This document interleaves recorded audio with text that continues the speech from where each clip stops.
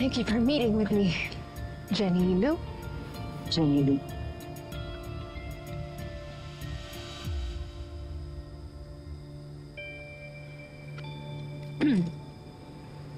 It must be traumatic for you. Nasunog ka, nasira yung balat mo. Ang gumawa pa nito yung kaibigan mo. Or at least, yung tinuturing mong kaibigan. Nakwento sa akin ni Sugar yung nangyari nung high school kayo. And you know what? If I was in your position, ganun din gagawin ko. Hindi ko siya tatantanan. Hindi ko siya titigilan.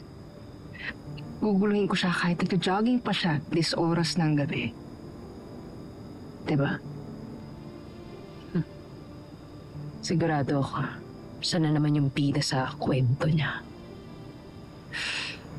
She told me nakita raw kayo kagabi dito. Buti nga hindi ko siya sinulog eh. So, nakita nga kayo gabi. Between 8 to 9? Oo. Bakit?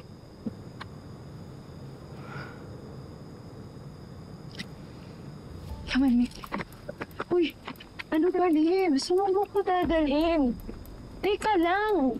Liv! Hindi ka pa rin ba sasagot? Ikaw ba ang nanunog ng bike ni Inspector Kirby? Ano? Don't waste your time, Inspector. May makakaprove sa atin na wala si Sugar sa crime scene. Sino?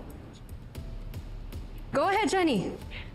Sabihin mo sa kanya lahat ng mga nalalaman mo na magkasama kayong dalawa ni Sugar between 8 to 9 p.m. sa Plaridel Park. Tama. Kaya imposible nga yung binibintang niyo sa akin. Jenny, sabihin mo na, nagkita tayo kagabi. Totoo ba yan, Miss? Hindi. Wala akong alam sa sinasabi nila.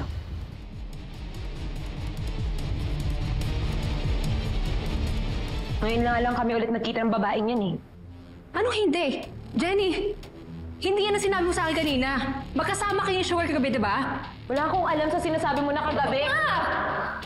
Jenny, please naman, magsabi ka ng totoo. Nag-usap na nga tayo kagabi, nagkita tayo sa park. Jenny, alam ko galit ka sa akin, pero huwag ka naman magsinungaling. Ikaw lang pag-asa ko para malinis yung pangalan ko, please. Ano ba, Sugar? Huwag mo na ako idamay. Wala akong alam dyan eh.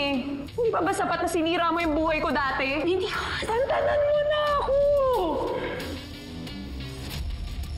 Bakit ka sumama kay Liv?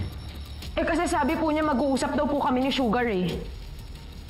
Pero hindi ko naman po alam na gagamitin lang po pala niya ako para makaalis dito sa atraso niya sa inyo. She's lying, Inspector! Umamin siya sa akin na magkasama sila ni Sugar kagabi. Eh, syempre yun yung sasabihin mo, Liv, kasi magkaibigan kayo.